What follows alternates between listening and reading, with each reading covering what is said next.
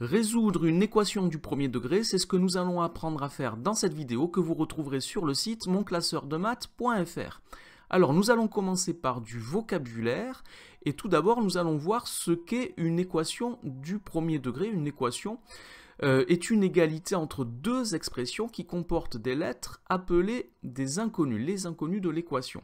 Alors nous allons travailler sur un exemple que voici. Nous allons résoudre l'équation 6x moins 5 égale 2x plus 3 et nous allons commencer par vérifier qu'il s'agit bien d'une équation telle que nous venons de la décrire. Alors tout d'abord on dit dans la définition qu'il y a une égalité. Nous avons bien ici le signe égal qui nous dit qu'il y a une égalité entre deux expressions que nous retrouvons ici de chaque côté de l'égalité, et nous appellerons l'expression de gauche le membre de gauche de l'équation et celui de droite le membre de droite de l'équation.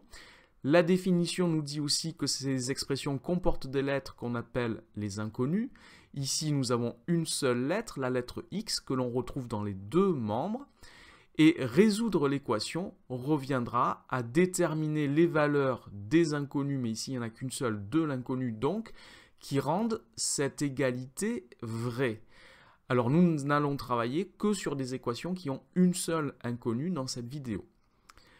Alors résoudre une équation, cela suppose d'être capable d'avoir une succession d'étapes qui vont nous amener donc à la solution de l'équation qui sera de la forme x égale un nombre.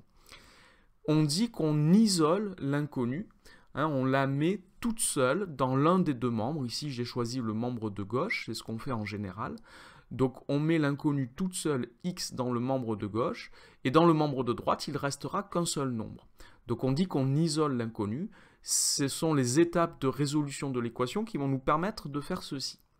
Alors nous allons commencer tout de suite. Et si je commence par observer cette équation, je me rends compte que dans le membre de gauche, j'ai ici un nombre, moins 5, on appelle ça un terme constant.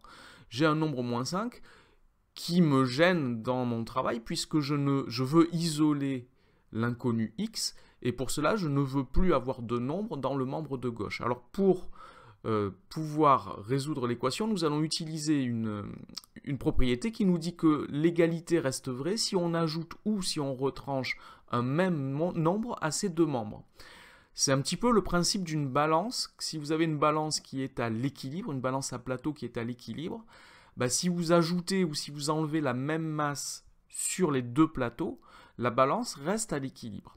Donc ici, c'est ce que nous allons faire. Pour ne plus avoir le moins 5 dans le membre de gauche, nous allons additionner 5, mais nous additionnons 5 dans les deux membres.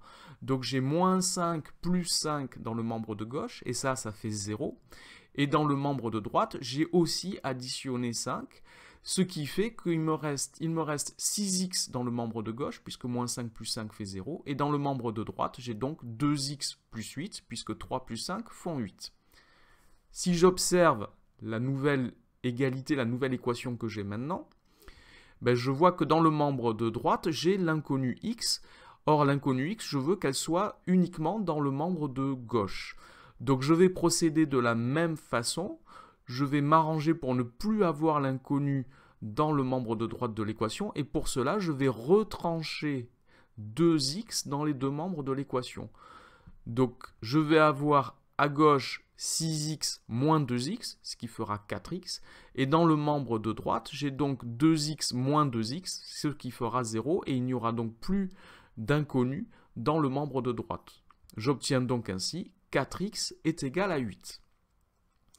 Alors je n'ai plus l'inconnu dans le membre de droite, mais à gauche, l'inconnu n'est pas encore isolé, puisqu'elle est multipliée par 4 ici. Donc moi, j'ai 4 fois plus de x que ce que je veux, puisque j'en ai un seul. Alors nous avons une deuxième propriété qui nous dit que l'égalité reste vraie si on multiplie ou si on divise les deux membres par un même nombre différent de 0, puisque si on diviser par 0, on n'a pas le droit, et si on multiplie par 0, tout est égal à 0, on trouve 0 égale 0, ce qui ne nous avance pas. Donc ici, puisque j'ai 4 fois plus que ce que je veux, j'ai 4x au lieu d'avoir x, je vais diviser par 4. Donc je divise par 4 les deux membres de l'égalité, et j'obtiens donc 4x sur 4, ça fait x, et 8 quarts, ça fait 2. Donc j'obtiens x égale 2, Et c'est la solution de l'équation que je viens de résoudre. Donc nous avons fini la résolution, mais il nous reste quand même un travail à faire. En effet, il est important de vérifier que 2, la solution que je viens de trouver, est bien la solution de l'équation. Je peux vérifier si j'ai fait une erreur ou pas, je peux le savoir. Et pour cela, je vais remplacer x par 2 dans les deux membres de l'équation de départ, qui était 6x moins 5 égale 2x plus 3. Donc je vais calculer ces deux membres, 6x moins 5 et 2x plus 3, en remplaçant x par la solution que j'ai trouvée, qui est 2. Alors 6x moins 5, si je remplace x par 2, ça fait 6 fois 2 moins 5. 6 fois 2, ça fait 12, j'ai donc 12 moins 5, et 12 moins 5, ça fait 7. Dans le deuxième membre, si je remplace x par 2, ça fait 2 fois 2 plus 3. 2 fois 2 est égal à 4. 4 plus 3, ça fait 7. J'obtiens bien la même valeur.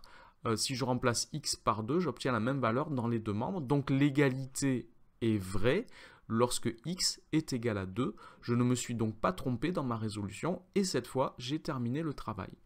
Cette vidéo est donc terminée. Merci de l'avoir regardée. N'oubliez pas de lui donner un j'aime, de vous abonner à la chaîne. Merci, au revoir.